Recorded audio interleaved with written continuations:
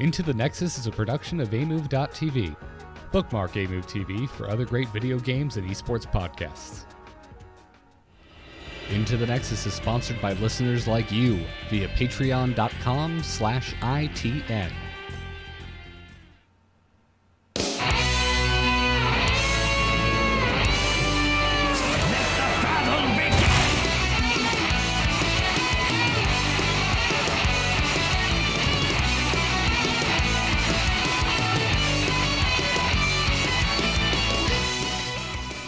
Welcome back, everyone, to Into the Nexus, the podcast all about Heroes of the Storm. I'm Garrett Weinzierl, he's Kyle Fergusson, and this is a special episode that we are not doing live. We pre-recorded it so that we could actually have something out on the feed at a normal time of the week while we are mostly likely on planes or possibly getting a Blizzard tour or having lunch, something delicious in Southern California that we can't get where we normally live.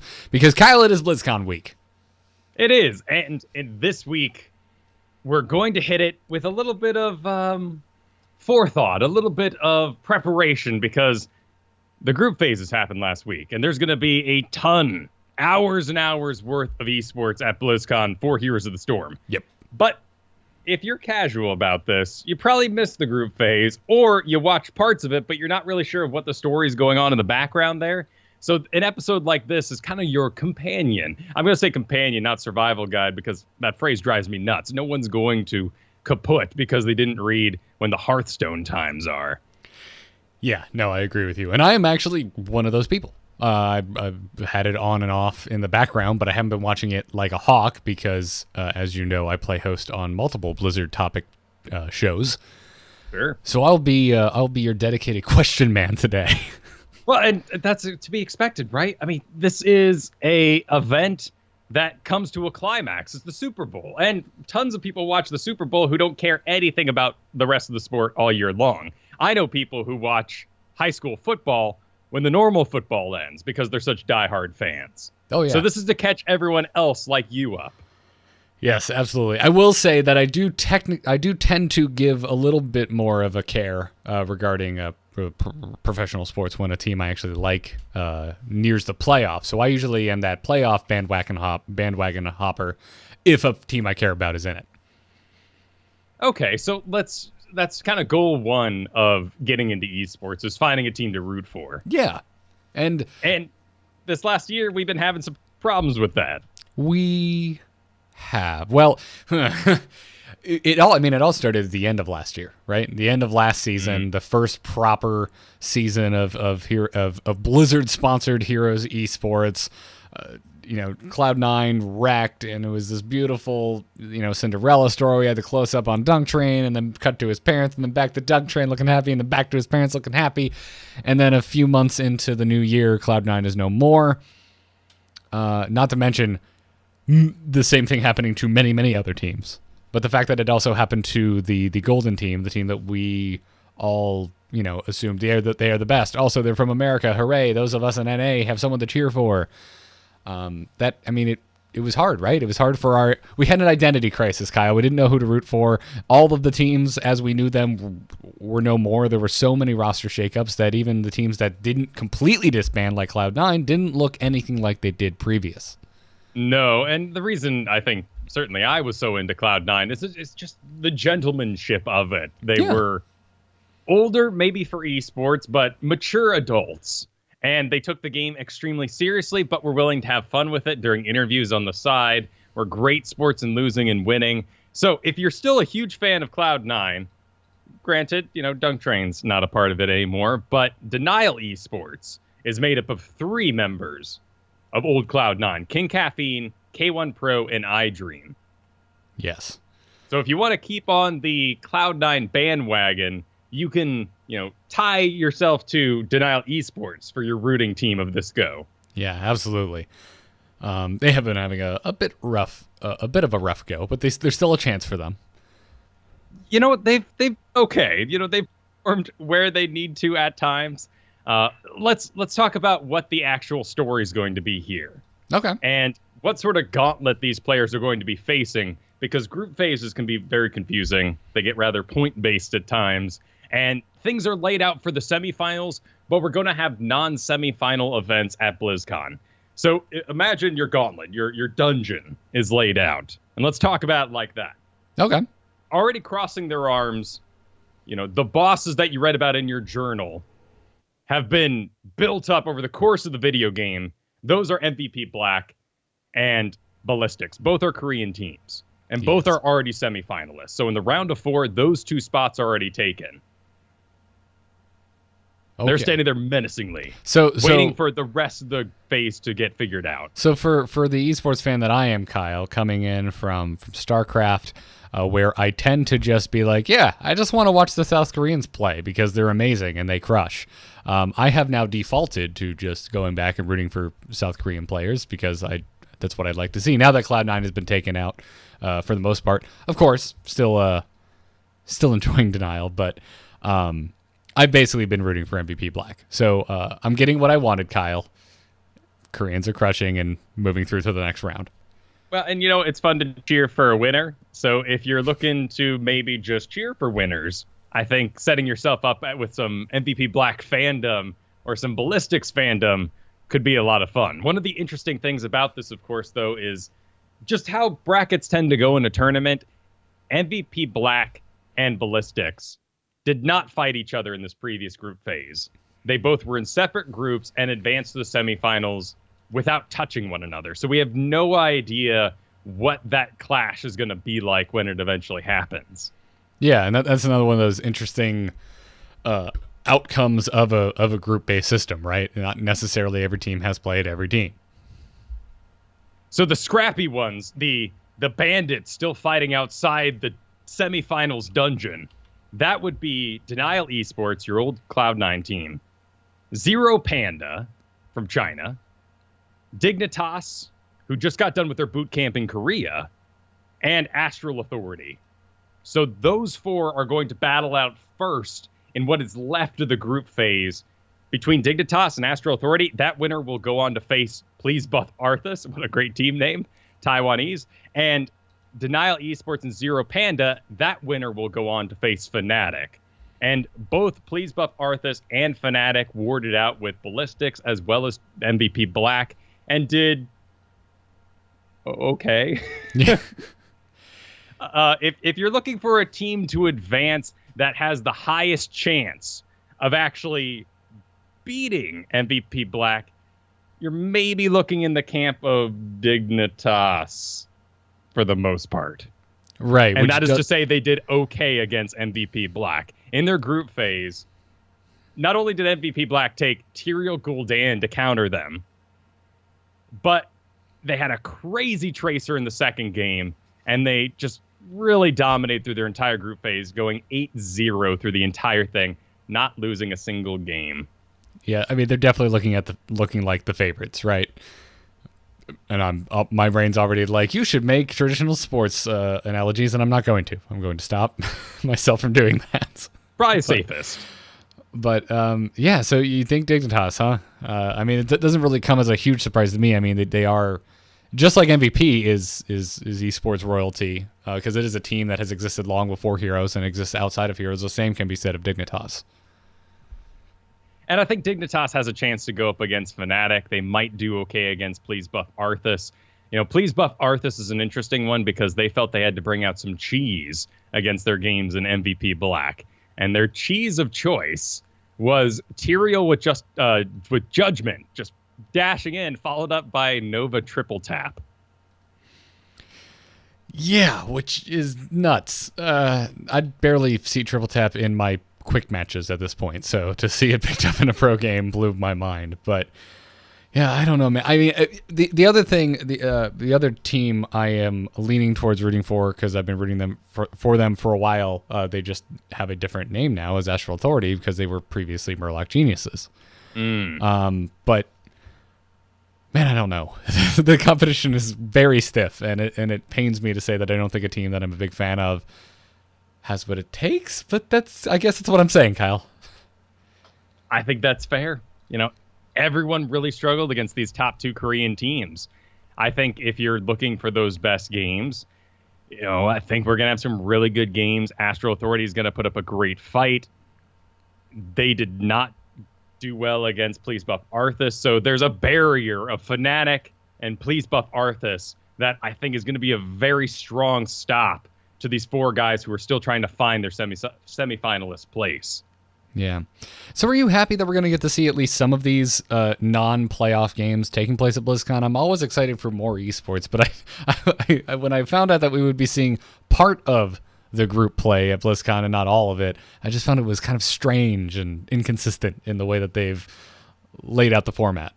It seems like a very expensive choice, doesn't it?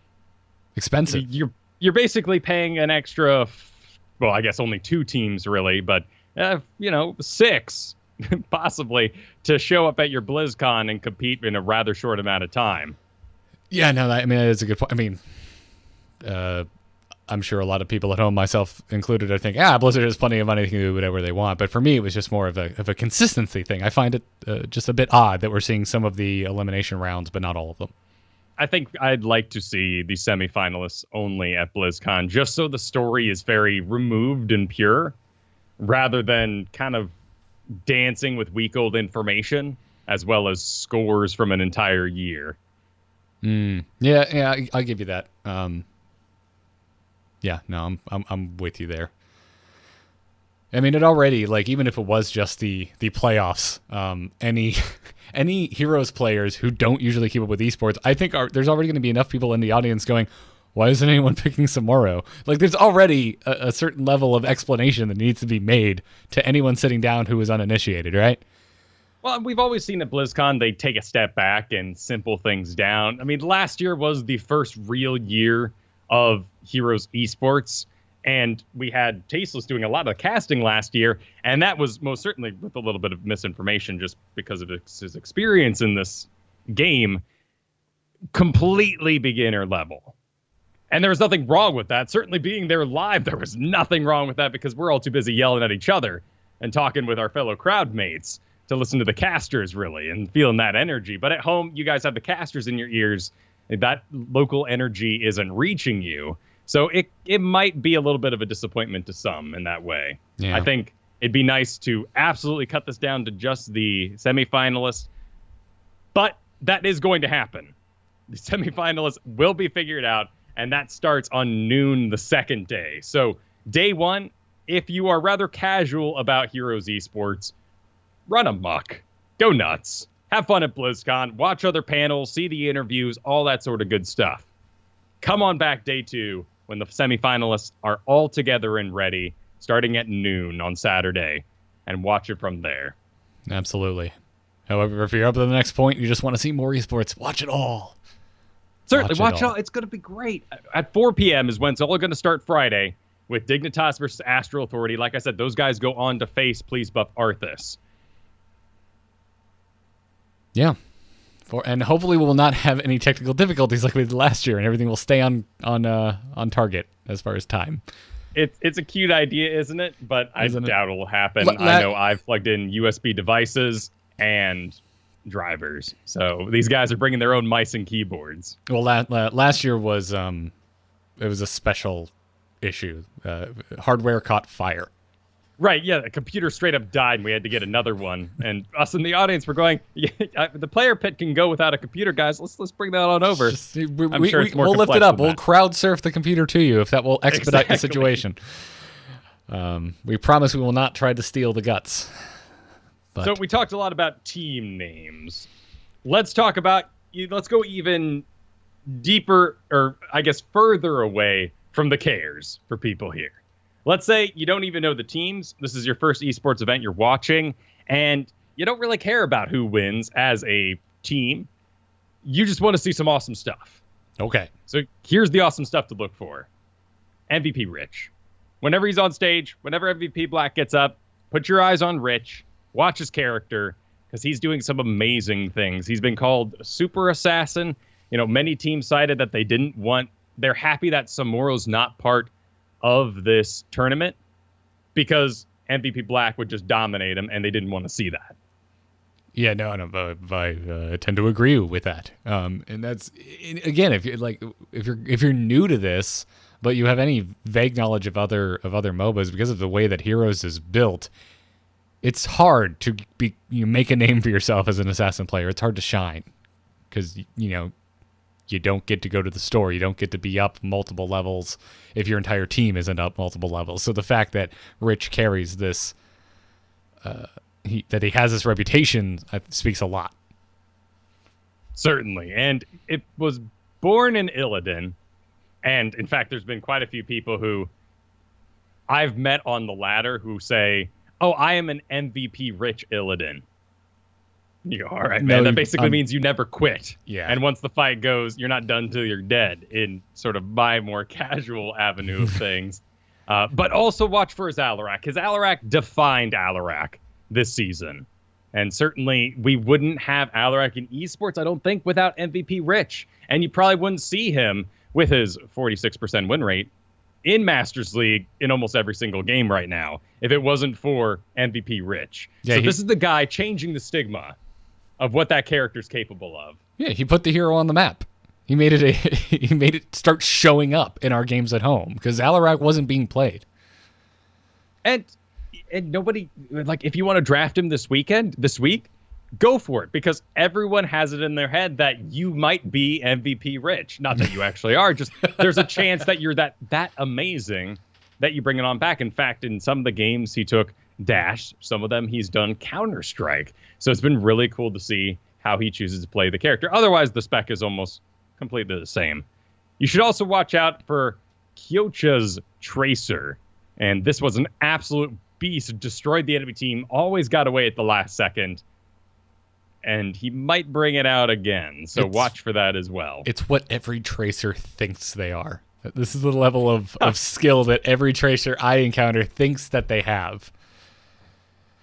Fnatic drafted some interesting comps throughout the group phase, and since they are placed higher in the tournament, they're definitely ones to watch. I think their most interesting was a double warrior, double support Vala comp. Now, it had ETC, Zarya, Brightwing, Tassadar, so you can kind of see where the CC comes from, where the damage comes from with Zarya, Brightwing, and then Tassadar bringing a little bit of damage themselves. All this sort of, half-Z's kind of business. In fact, ETC looking a little half-Z's these days as well, with all the stage dives that have been going on for the last 48 hours nonstop. This was very interesting, and Vala was extremely powerful in it. So watch for that sort of thing, as well as Fnatic's very much into the triple global, getting ETC with the stage dive, Brightwing, and Falstad, and may even squeeze a Dahaka in there. In fact, Dahaka was basically picked up by every team at some point to make up for some global lack or a ban that hit someone like Falstad or Brightwing. So if you are a fan of dinosaurs, be prepared for a little bit of Dahaka. If you're a fan of Gul'dan, you'll be seeing him quite a bit. In fact, in the group phase, we saw Gul'dan almost a manner usage as one team took him, did okay, and then MVP Black took them themselves and dominated on the return. Yeah, I mean, we talked last episode about Gul'dan being a trend, something interesting that we noticed in the first phase. At this point, it's just like he's here. He's here. We're going to see a lot of him going into the finals. I don't think it's a trend anymore. It is just a fact of Heroes Pro meta at this point. As for other faces you're going to see Chens. You may see a gray main, but there's only one in the entire group phase. You might see some Medivhs, all these sort of things. But there are heroes that, of course, we are expecting to see. One of the exciting things about this is if they come out, you'll understand why it's such a big deal. Murky, completely unseen for a very long time now. Quite a bit of Abathur, though. Do you think we're going to get a sequel to the Murky pick last year? I'm not so sure, Kyle. I don't think that's going to happen, sadly. I think Murky suffers in too many ways right now, and that Octograb change, where if he dies, he lost the actual CC stun of it, is just going to be too much for him. Yeah, I think coming back to Abathur, I think that's going to be that kind of pocket pick you're going to see maybe a few times throughout the whole weekend, and that's going to be the crowd favorite, right? That's going to be the cheer bait, will be the Abathur pick. And you might see some Kael'thas, but I think a lot of pro players are looking to replace him with Gul'dan. While Kael'thas is a little more flashy and certainly more punishing when you're playing solo queue or online with your buddies because you're all going to bump into each other or assume the enemy team will, pro players don't make those sort of mistakes. So Gul'dan, and like we talked about last show, with a Fell Flame build, not a Corruption build, because corruption, again, takes advantage of mistakes. People running away in straight lines, people don't do that in pro games. Gul'dan is built for pure spell damage. And when you remove all the mistakes that we make at home, Gul'dan is outperforming Kael'thas in these arenas in terms of pure throughput. Of course, you'll see a ridiculous amount of Li Mings. That's just going to happen. Muradin will probably be in every single game, which has actually led to a lot of fatigue in the community this week, as we are all hoping that the hero reveals are going to be very tank-oriented. ETC, now with the stage dive, is outclassing a lot of heroes, and he was already kind of the go-to. Then you're left with Muradin. You ban the Muradin, you get Johanna. It's a little stale in the front lines. Yeah. I would love to see some Warriors announced. I would also like to see some aggressive overhauls for existing Warriors to reclaim. I certainly like that for some of our bizarre bruisers. Coining a phrase there, I see, Kyle. Well, the ones that haven't quite found their own again in the damage department, and maybe lack the fan base that someone like Artanis has. Artanis is interesting. This past week, actually, I had a game where I messaged a guy. I was really thinking hard about this. I ended up saying, what is the Artanis for? Is it just your best guy? Smiley face. Because I didn't want to be like, oh, Artanis, but that was my thought in my head. The guy ended up replying, oh, Artanis is for pub stomping. They'll be too busy watching my sweet animations to actually counter me. And you know what? I think he might be right. I was hesitant. I was hesitant to agree with him because he is, at least in my league, 100% correct, Kyle. Everyone is baited by the Artanis. Everyone is baited by the low health Artanis, and then that shield pops, and they're still attacking him, and he's going all over the place, and then he swaps with the support, and your whole team dies. Well, and this guy actually ended up going with the lethal alacrity, which gives blade dash range and speed, and then damage, the Solarite Reaper at level 7. Just so he was going as fast as possible with as much range as possible on that dash. And it actually, I think, distracted the whole enemy team. When Artanis dashes, all eyes stop watching for blinds. You stop watching for sweet counters. Who are you going to stun? Everyone's too busy watching Arthas do his sweet little rewind thing. Now our conversation has led us into something that is interesting me, and with your permission, I would like to take us down an avenue that was completely unplanned. Sure. I'm going to ramble off all the Warriors. I'm curious if you think that they're good or if they need to be tweaked. Do it. All right, Zarya. Good. She's good. Yeah, obvious one there. But she lacks CC, so it kind of brings us back around to the core problem. Yeah, because Zarya she has a spot, but she's not a solo tank. Unless, in 1,000 situations that have happened. But yeah, you can do Zarya solo tank if you have like a Thrall and something, and maybe even Monk. Like, it can get a little weird. You can make it work. But in the real pro scene, you're lacking too much CC, so Zarya ends up with ETC. And the core problem continues because now ETC is in yet another game. Yeah. Well, let's talk from the two sides of the coin. So I guess the pro side, and then your solo queuing. So I think Zarya is not necessarily a solo tank in a solo queue environment. Like you said, there's a million caveats you can come up with if she does work, but I think you're severely increasing the amount of effort you have to put in to win that game if you're solo tanking a Zarya. Dahaka, I think, totally has a place. What about yourself?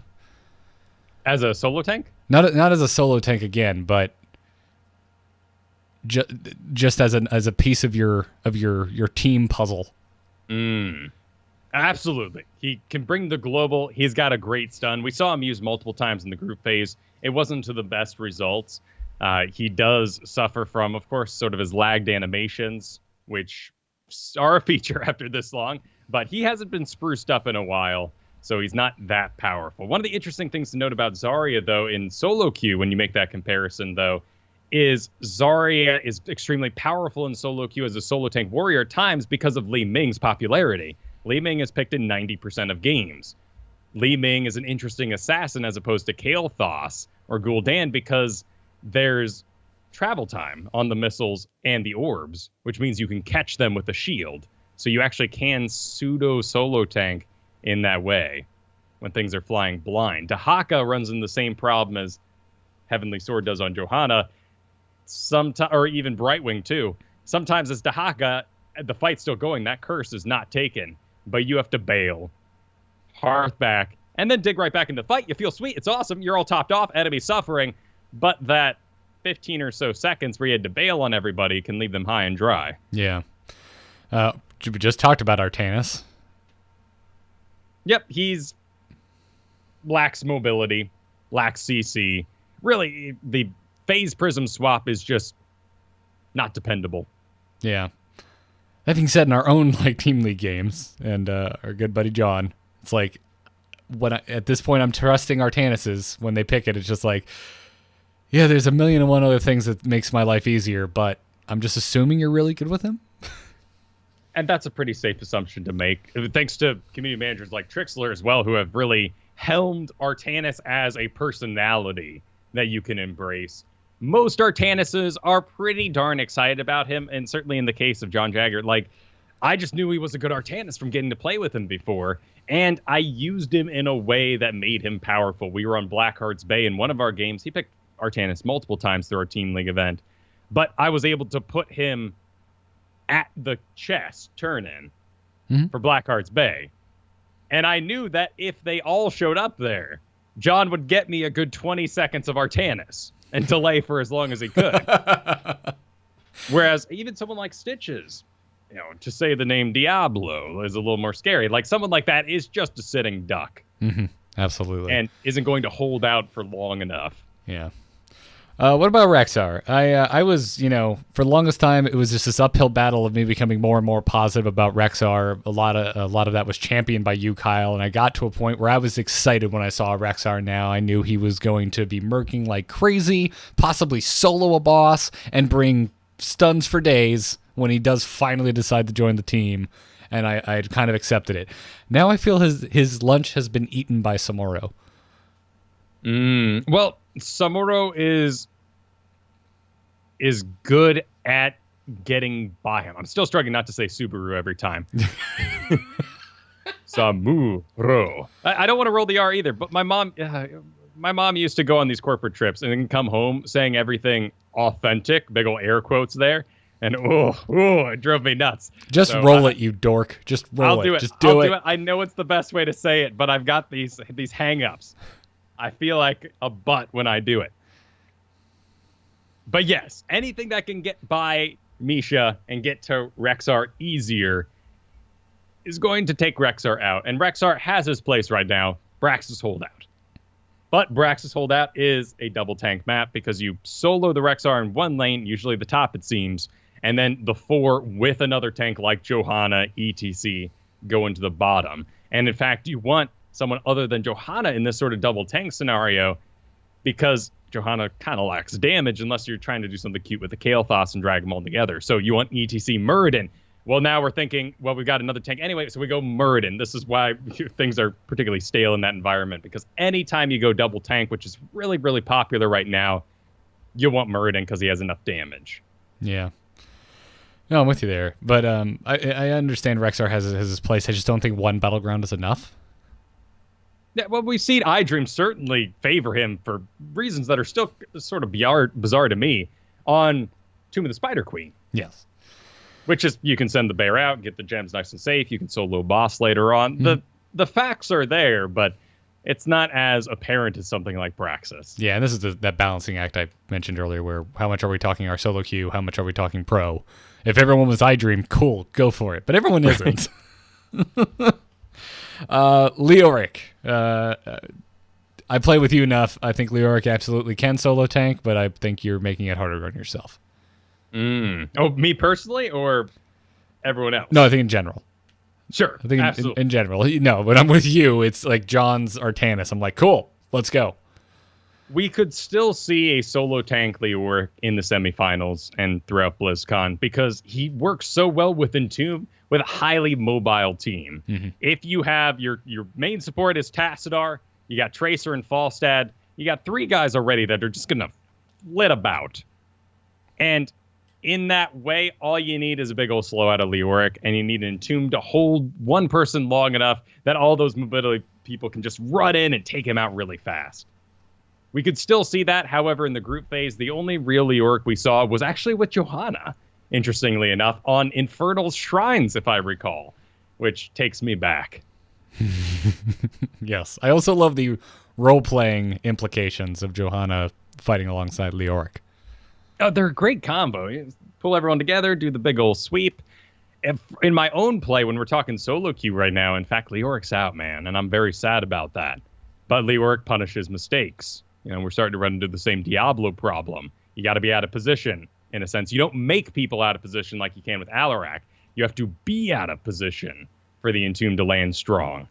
Then they have to panic in the Entomb and not turn around and kill you while they're in there. And then, of course, the Wiggles, man. Oh, my goodness. This week I have seen... I got into Diamond 1. So the level of play just blows me away. And I'm even facing some Grandmasters now. And in some situations, probably shouldn't. One Grandmaster, number 103, was duo queuing with his Diamond 5 buddy. Oh. It threw the matchmaking for a bit of a loop. What a Diamond 5 Morales was not equal to the Diamond 1 players, nor, of course, the Grandmaster number 103 Muradin. Oh, but what do you do about that, Kyle? You get rid of duo queuing, like that's the only answer there. Or, I'm a little confused, too. I thought we had a barrier system where if you were Platinum 5 and I was Diamond 4, we couldn't play together. But as long as the leagues are good, you're okay. So maybe we just need to make some adjustments in those numbers there. I know it's a little big-headed, but it's 100% true. Diamond 3 and above is completely different from Diamond 4 and 5. Because Diamond 4 and 5 people placed in Diamond 3, and then they lost. You cannot place higher than Diamond 3, so everyone there is just an absolute beast. And they wiggle, man. These Chens, these Muradins, these guys that I would just go, good, that's the symbol. Leoric time. It doesn't work anymore. They know how to dodge. Yeah. Well, after Leoric comes Johanna, and I think we both agree she's just still a stellar tank. Fantastic. Low damage. Great disruption, though. So as long as your team has enough damage, you're good to go. Yeah. Anubarak. Suffering too much right now. In fact, we haven't seen him in a professional setting in a very long time. I think a lot of it has to do with just sort of the collateral damage effects that have come in, such as Psionic Pulse out of Kerrigan. You know, it's such a simple thing. But at level 4, she can do area effect damage around her. Something simple like that just destroys the beetles and stops instantly any beetle build that could have happened. And then, of course, you have your Burning Rages, not the team that played, but the actual talent that take care of those beetles as well. So that's out. And then spell damage is just flowing like water these days. Gul'dan ticks and casts too often for the dampen magic to be any effect. Li Ming casts too often. Living Bomb lasts longer than the duration of dampen. Yeah, that's what I was going to say. Like, even in matchups that used to, where I felt Anubarak was a detriment to the hero I picked in the case of, like, Li Ming, I still find Anubarak annoying if I'm on Li Ming, but I don't find him losing those games. Like, it's obnoxious that a shot or two gets absorbed by a beetle, but it's not enough. Well, and it's the long haul, right? It all adds up. The burrow change that made him able to take damage while he's running away was huge. And I've been hit by a missed Chromie Blast even while I'm underground running away. But if you're also not thinking it out and you're countering Li Ming, you see Li Ming shoot the orb, you do not have dampen magic, your health is too low, you evacuate in a straight line away, and you get hit by the orb anyway. Yeah. So it's not a good place to be. Yeah, that's the like. At first, I was like, yeah, it's okay, it makes sense. It makes him higher skill. But at this point, I'm just like, he's suffering so much. Just revert that change. That would help a significant amount. Or add the beetles back in with their previous damage. There's a lot we could do to make Anubarak good again. I like him in where he is. I think the amount of CC he brings, he should not be a tank all by himself. Though I still love the guy. I still play him in quick match from time to time. And if you're looking to get into Anubarak, there's some really cool stuff you can do right now. In particular, Shed Exoskeleton. Your level 7 talent ups your speed by a ridiculous amount. And this will put you up to 30% bonus speed, which is, booking as fast as mounts and such. Okay. Since the change. Well, while we have discussed one of two Frost Bros, let's talk about the other one, Arthas. Well, one team is called Please Buff Arthas. They did not pick Arthas, so I guess they're looking for a buff. I guess they are. Arthas is okay. He has his place versus things like Illidan, certainly, countering heavy melee comps because of the talent builds you can do with Frozen Tempest. Yeah, but I would agree with you. Like, to a concrete T, I think he is just okay. There's very specific situations, I feel, where you would even want Arthas, and I'm such a fanboy that, of course, I would really like him to slot into more scenarios. Well, over the course of the last year, Blizzard's done a good job getting rid of the crazy stacking that could happen. And this was, Kael'thas territory, 100%. The old Sun King's Fury, where he would get bonus damage against single targets at times. Gravity Lapse in, 2 more stuns land. That's the end of that character. Now it's all pure damage. There's not as much CC stacking. But the way you get those things to go off is ETC power slides in, does a face melt back, and then Kerrigan and Vala vault in, jump in, and destroy the target very, very quickly with their superior DPS. Arthas having to walk all the way in and hopefully land a skill shot without a body block automatically following it just isn't as hot. No, it is not, Kyle. So if they were to push him in a direction, what direction would you like to see? I think he's really cool as an anti-melee. I think we punish that in a lot of different ways, which is why every time asked, I always say I want Dreadlord, because the idea of a vampiric aura so that you can say, you know what, we messed up this draft. We have 4 melees. Let's make it okay, adding 1 more melee in there, but it has like this exciting sort of tweak to it, and now we've overcome the problems that we made in our own draft. Everyone knows to avoid it, though. In fact, there's a game you can go watch. It's escaping me right now. But one of these teams, I think off the top of my head, it's Dignitas, ended up drafting against a Korean team, Ballistics, a full melee comp. And you'll never guess what happened, Garrett. What happened, Kyle? They got destroyed, of course. They couldn't execute a thing. Yeah, it's no different from pickup games. No, it's too easy to punish. I do like your idea of creating heroes that give you an out if you, in popular opinion, mess up the draft. If there's a way to double down.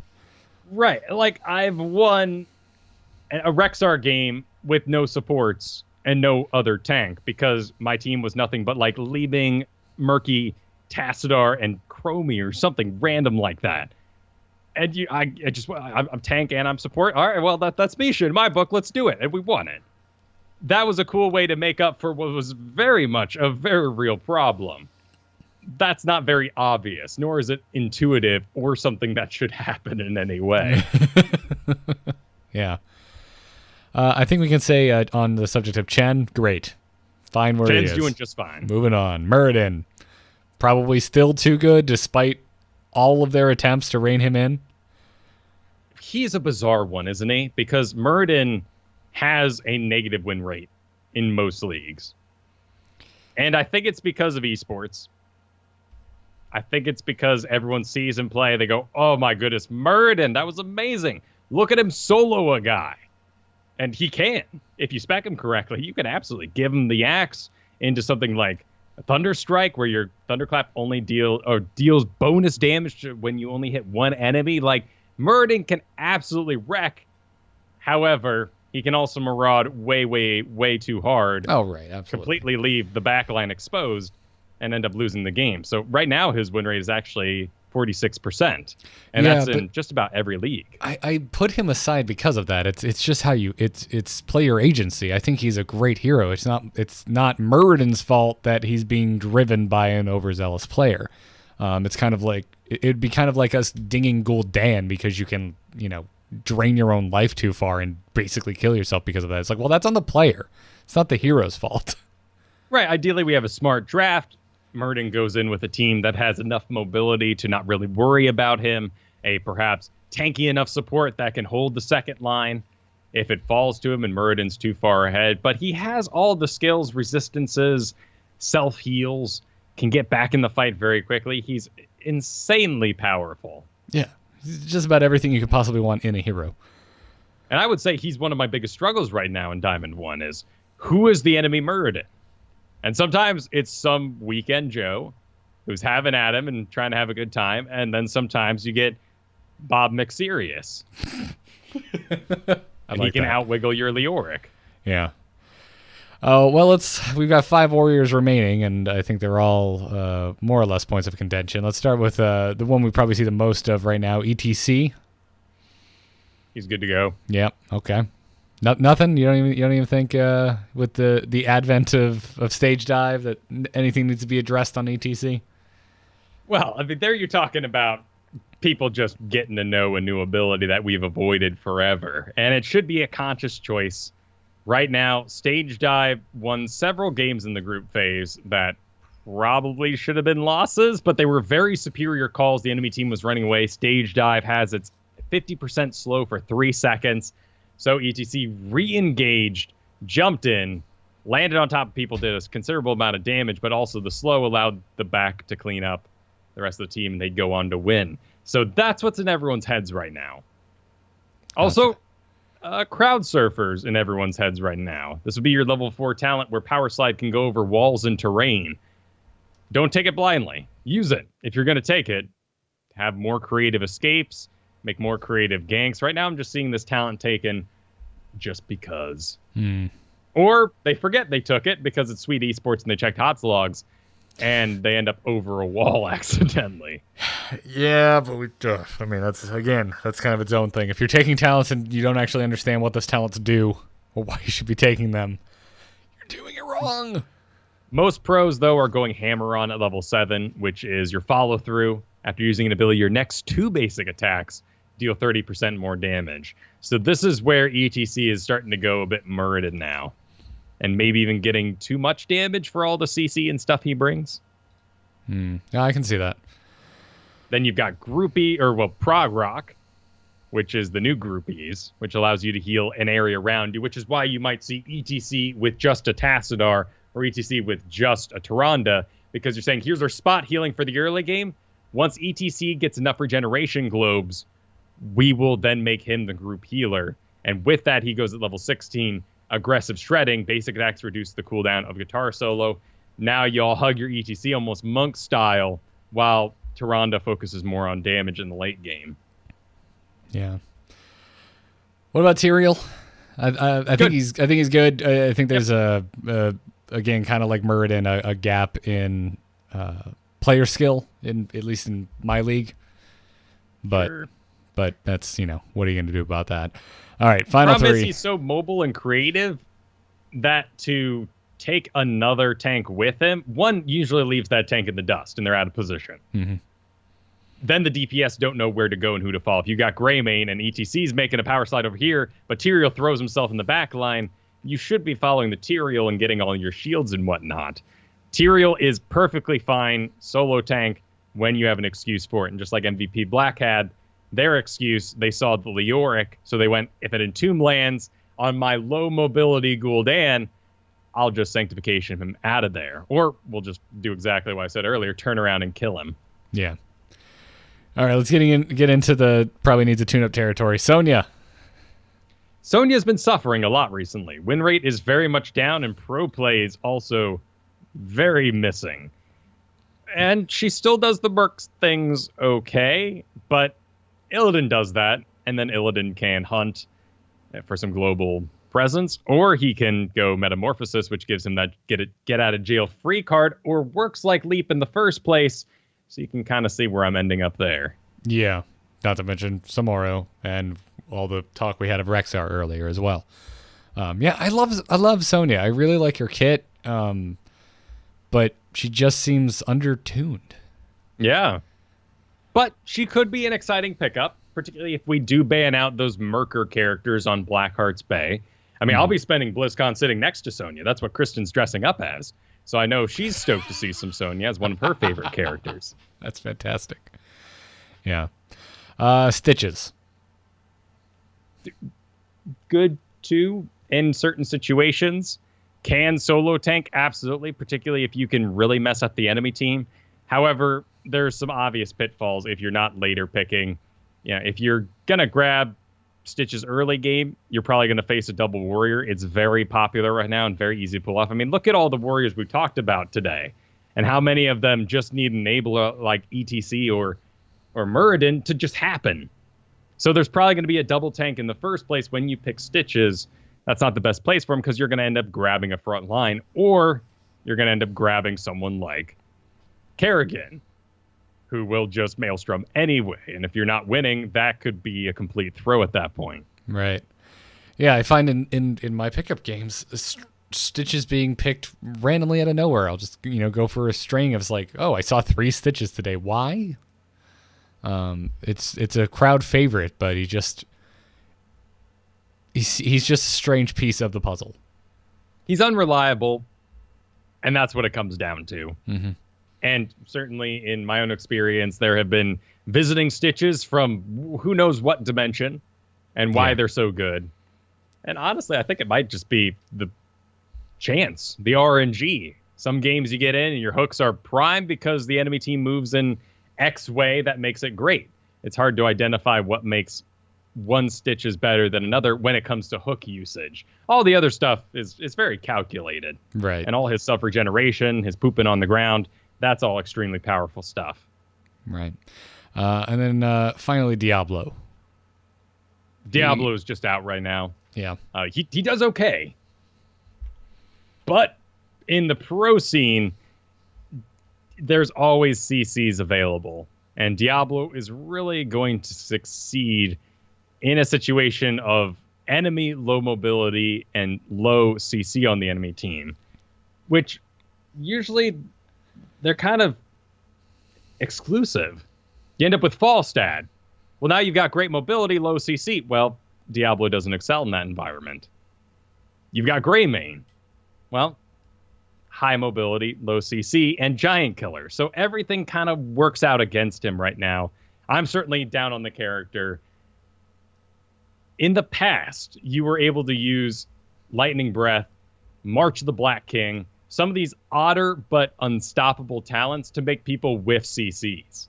And so they were extremely powerful in that way. If you were up against Uther, Diablo Lightning Breath could be really powerful because Uther would run to the front line. You could see him with his little hammer animation kind of get going. So you just Lightning Breath and last through the whole thing. No one makes that mistake anymore, and they certainly don't in the pro scene. Yeah.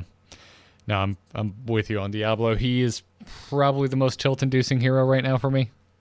Really? Wow. I don't like seeing him picked. I really don't.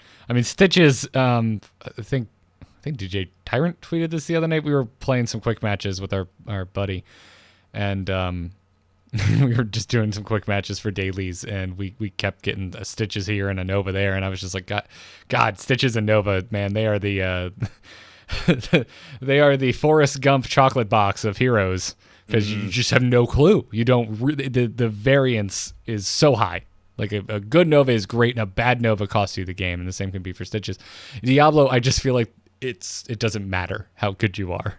You're just going to get caught in the Malfurion roots and you're dead. The Malfurion roots are certainly my biggest thing that, said no more Diablo for now to me. Giant Killers always exist, but they're not really in right now. Like I said earlier, the CC is not the meta right now. It's the pure, absolute explosive damage that follows a single CC. And Diablo can't cut it. He has no resistance. Gotcha. Well, all right. Well, that was a completely unplanned bit. So no, but the really cool thing about that talk we had is now you understand at home when something gets picked up, if they go solo tank to Haka, why that's a big deal, and why it may have happened in this game as a calculated choice. And of course, you can obviously see how these games could go really, really weird if a team chooses to first ban or second ban even some of our key warriors. If you use all the bans on Muradin, etc., someone's getting Johanna. The other team's probably getting Shen now. Yeah. But if we restrict those further, you can have a very interesting meta. Right. Right. And that's where you start to get your star players who are good at multiple heroes. That's part of the reason Rich, who we talked about earlier, is considered such a star assassin. It's like, yeah, you can ban his Illidan. He'll play Alarak. You can ban them both. He'll play Kerrigan, and he'll still kick your ass. Yeah. And that's what you're going to see as well with other roles. It's not exclusive just to Rich, although it can seem so because the guy is such a good player. But anyways, before we move into a strategy segment we had planned, we do want to thank those of you who are supporting this show over at patreon.com/ITN. If you enjoy Into the Nexus, if you want to support Kyle, if you want to support me, that is the best place to do so. On this episode, we were thanking Michael W., Shyless, Sean FAU, Christopher B., Nicholas G., Jennifer DJ, Carl KOB. Some of these hyphenated last names, I'm just including all of the first letters. And then Zachary C. Thank you all so much for supporting Into the Nexus. And also a huge thanks to our Patreon producers, Declan H. and Cheesy Bob. Now, let's move into the strategy talk for this week. Choose a talent. Choose a talent! Talent? Ah, that seems generous. Yeah, no clue what that means. So this is it, Kyle. BlizzCon is just around the corner. We're about to see a lot of hero picks, a lot of hero bans, a lot of compositions succeed and fail. That's going to have a big influence on the meta. We're also going to see, I'm sure, plenty of new heroes announced and at least one released quite shortly after. The stable meta, how long can it last? Really, you've probably got till Saturday. In all honesty, because something's going to happen. Friday will be a little weird, but people won't be esports minded yet. The weirdness Friday for this meta that is actually really, really good right now and stable, and you should be grinding for whatever your goal is right now. This is the time to pick your best hero, regardless of who in the world it is. We talked down about some heroes today. Ignore us. If they're your best thing, if they're your nuanced character, take them. Now is the time for it because things are going to be stable for who knows how long. So we probably won't see a patch the week after BlizzCon. Maybe something to Samuru. But beyond that, I doubt it. They're a little busy. On Friday, we're going to see new heroes. If one of them has stealth, you're just going to see 1,000 Novas. It's what happens every single time. Before Samuru came out, there were Zeratul everywhere because everyone gets excited and tries to sort of match what they're up to. If we get Rin, who is, suggested to have some sort of protection ability, you'll probably see 1,000 Johannas. It's just the way things go. Right. And I don't necessarily think that's a bad place to put your head. It's fun to get excited, and it's fun to want to put yourself in the right mindset based on the tools available to you right now. When Heroes was in closed technical alpha, people were writing in, what MOBA should I play? Because they just wanted to play something similar to put themselves in that headspace. And that's fine. Makes sense. So, if you can, grind before Friday. Saturday is going to bring out esports strategies. If an Illidan gets picked in the finals, you're going to see a lot of Illidan. Yeah. If Alarak keeps getting picked, you're going to see a lot of Alarak. And I think you're going to see a lot of him anyway. He is currently our third lowest win rate hero. Isn't that amazing what Stigmas can do? Yeah. Isn't it amazing what MVP Rich can do to a character with that sort of win rate? And we all go, yeah, of course. Thrall? Well, Thrall's up at the 50%. No one cares about Thrall. Yeah, man. No, I think it absolutely... I think to a certain degree, the whole idea of what works for esports doesn't necessarily work for me is becoming a more widely accepted concept. Not in the fact that I was getting annoyed with all the Valas I was seeing, and now I am seeing less Valas. I'm seeing just as many Valas, but they are actually bringing it. Which is good, but skills. There's been time now. Yes. There's been time between that Vala update. All the YouTube how to play new Vala videos came out, and people are now well-informed and moving into the future. Yes, thank God, by the way. So what we were about to do, Kyle, you have come up with basically suggested heroes to go and grind with, spanning bronze to silver, gold to platinum, and diamond to masters. And you already kind of said, forget everything we said about the Warriors if those are your favorite heroes, if those are your niche picks, if you understand the nuances, go with it. But these are just suggestions. Right, and bronze and silver is an interesting place to start because you have almost no statistical advantage when you're picking your hero. And this is really strange, and it shows just how hard OP heroes, we try to avoid that word, but it really is true when you get to Samuro. OP heroes dominate, and they dominate for reasons that are just their pure power. So currently, Samuro is sitting at 63% in bronze and silver. That's quite high. After Sergeant Hammer, Butcher, Gazlo, and Brightwing, everything is below 50% from there on out. What?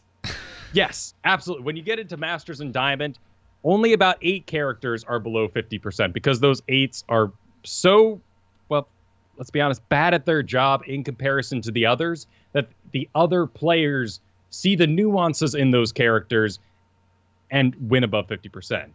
But we're constantly mining wins out of people like Medivh, Abathur, Murky, Tassadar, in a sense. Here in Bronze, Samuro's king, and he is taking all the wins for himself, leaving only 4 people on top. So this is more suggestion to just play what you want, but if you want a statistical advantage and you're good, just turn off your chat, man. Just go with it. Sergeant Hammer makes things easy. It's an umbrella. Stand under my umbrella. Say those sort of things in the beginning. I say that with Zool every game. I'm going to double soak. Spend my XP wisely. Just certain little key phrases that you can come up to let your teammates know. Fight in my turrets. I'm Gazlo. Simple things like that. Get those out. Butcher. Butcher's extremely powerful in bronze for 2 reasons. Early phase. Everyone's separate. Butcher's good at ganks. Late phase. Everyone death balls. Butcher's amazing in the death ball. He's got a stun. He gets out ahead of everybody. Lands a lamb. Lands a furnace blast. It doesn't really matter. He works in both environments now, the death ball and the early game ganks. Well, and outside of Samuro, which there is, you do have to learn to play around him, but Sergeant Hammer, Gazlo, and the Butcher, I feel, are 3 heroes that you need to learn how to play against them in a different way from the majority of heroes in this game. Sergeant Hammer, it's a craft to learn how to engage on a sieged up hammer safely. Same thing for engaging Gazlo in his turret range, and the same for ever going toe-to-toe with the Butcher. If it is your first time, if you are low on the skill level, those are 3 heroes that are hard to fight against, and I think that's also part of the reason that they do so damn well. And I think the Butcher, too, it's particularly in these silver bronze leagues, is going to tilt the enemy team. Because if you brand the enemy tank and they continue to engage you, you heal for full, you are invincible even in like a 1v4 situation if that tank doesn't know to run away and they don't CC you correctly. Then the enemy team says, hey, tank, run away from the darn Butcher, but he doesn't know what to do, and then they start arguing amongst each other. It's a good psychological way to win. Yeah, play Butcher and break their spirit. Will you have people angry at you for picking Butcher? As ridiculous as it is, yes. Gotcha. Turn off your chat. If you're going for grind, turn off your chat. What about the heroes that pretty much every game will have in Bronze and Silver? In Bronze and Silver, it's going to be Li Ming, Malfurion, Jaina, and Muradin. Li Ming is in 100% of games, basically, down in Bronze. She's considered a pub smasher. Again, using bad words there, in my opinion. But her resets do allow her, with a skilled player, to get a ton done and absolutely carry a game. You will see her in every single game. She will most likely be picked on the enemy team. Check your win rates. Go to Hots Logs. Look at your win rates versus other heroes. Do you lose against Li Ming all the time? Yes? Well, then you should pick her for yourself. Do you have bad Li Mings on your team all the time? Probably. You might want to pick her for yourself. Yep. Go orb build. Malfurion, Jaina, Muradin, these are all just really powerful heroes, but someone's always going to get them. Do the exact same thing with Li Ming, not to the same degree, or just acknowledge that if you really put a lot of effort into being good at Li Ming, you probably won't get her in the first place. You're better off with someone that mixes soak, team fights, ganks, like the Butcher. The Butcher has to farm his quest. I know we're spending a lot of time on him, but he really is such a excellent example of what you can do in Silver and Bronze. Big maps, farm, gank, be part of team fights. Gazlo, smaller maps, farm, be part of team fights. Kerrigan and Tychus are also very lowly picked in Bronze and Silver, and they're extremely powerful. Get good at them. Well said. I think Tychus is easier to get good at, though. I think if you're new to this game, Kerrigan's pretty high skill cap. I think Tychus is very easy to play. His shift is not very apparent in what it can do because it's just a simple, change of location. But at level 1, you get a range increase on it, which gives you a lot of power. And guess what? Your job is to attack tanks, which means you're rarely out of position because the enemy tank is usually in your face. Mm-hmm. Well, let's talk about Gold and Platinum. Lost Vikings, Malfurion, Gazlowe, The Butcher, Kerrigan, Jaina, ETC, and Tyrael are all above 50% win rate in those leagues, according to Hot Slogs. And about 50% of the heroes are above 50%. So here we're starting to see some statistical advantages. The lower heroes are the ones you would expect and continue into Diamond and Masters. All games are still going to have that Li Ming, Malfurion, Muradin, Johanna, Brightwing, Vala. Get really good at something with a low pick rate and just be amazing at it and make sure you can do the same sort of goals you can in Bronze.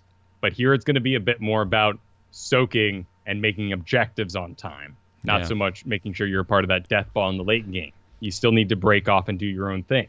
Which leaves character like Nazebo, Raynor, Asmodan, Lunara, Zul, all guys who can do this extremely well, show up to the team fight with enough contribution. But I think in Silver and Gold, or Gold and Platinum, you're going to find the majority of your contribution to be outside of the team fight unless it's an objective. Well said. I never really thought about it that way. I would also, the one thing I would add to this is get really good at one of those top pick heroes for when you do get stuck in that first pick situation. Absolutely. But when it comes to Malfurion, you can kind of just bum pick him. Well, yeah. And you'll be good enough. It's fine. Yeah. No one needs to learn how to play Malfurion. Figure out the range on your roots. I'd say that's the only thing you should spend some time with. Yep. And I would argue that it's totally fine to learn that as you go in the game that's live. Diamond and Masters. So now we see a statistical shift again. All but 11 heroes are above 50% win rate in the Diamond and Masters leagues. Again, according to Hot Slogs. Play what you want. It doesn't really matter. However, there are some surprising toppers. The Butcher, Rexar, Kerrigan, Sergeant Hammer, and Zul. So you're definitely seeing some trends. Butcher is wrecking it right now. You do have to let your team know you need to get your quest done, but he is extremely effective. He has a stigma. Now let's look at that Alarak again. Mm-hmm. Very, very far away. Still really low win rate when you get into Diamond and Masters, but it's a stigma. Right. Also consider your bans. Samaro and Malf will most likely be banned every game. ETC and Zarya will most likely be getting banned out in that second wave. And the second wave, usually, Zarya's already been picked up by that point, but ETC is still floating around. One of the big things you can do in Diamond and Masters to climb is avoid picking your 3 damages, which is what you want to do in more Bronze Silver territory first, and then going for the rest later. In Diamond Masters, you got to make sure you don't reveal your whole hand and say, here's how we're going to kill you. We'll make up the rest later. Yeah, the order of drafting is really important when you get to that level. And I'm sure that's one of the frustrating bits for you because the order of drafting is predetermined. It is a bit of a madhouse. And also, I've played a lot recently. I got to Diamond 1. Of course, I was thinking, well, let's go for Masters before BlizzCon. Couldn't do it. Sunk a lot of games in. But because of my marathon this past weekend, my name got a little known in the division. And Tychus was getting banned every time they saw my face. I know. Got to hit out for Kyle Fergusson. I've been marathoning him a little too hard, I think, and people saw it coming. And once I lose Tychus, I have troubles. So my new project is finding what I do when I lose Tychus. I'm not sure yet. Maybe Vala, but I really don't like certain supports with my Vala. Tychus is ready to go with anything. Yeah. Well, I hope this information was of use to those of you not going to BlizzCon who are going to stay home and power through the weekend and try and enjoy what might be the last of a stable meta for a little while before things get shaken up by new heroes and a bunch of esports on display over the course of 2 very compacted days. And as always, everything we said here, take into account the battleground you're on and the heroes that your opponents and your fellow teammates are picking. Of course. So, I think it's going to wrap it up for this episode. I hope to see all of you, as many of you who are coming to BlizzCon. I hope to see you while I'm out there. Kyle and I always get excited about meeting the Into the Nexus and the amove.tv community. We are having a meetup.